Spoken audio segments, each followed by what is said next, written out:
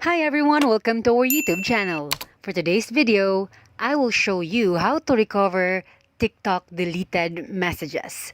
So the first thing that you need to do is to go to your TikTok account and then go to message icon, and then after that, try deleting some messages for your bases once you're going to request a deleted message from TikTok.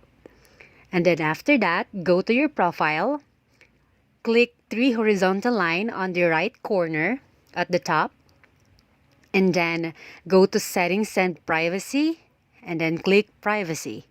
Then after that, go to download your data. And then choose the file format that you want to be downloaded once your request will be approved. And then after that, request a file. And then, the last thing that you need to do is wait for TikTok to approve your request.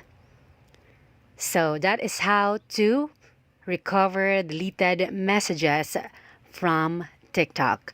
I hope this video helped you, and don't forget to like, comment, and subscribe. And thank you and have a great day.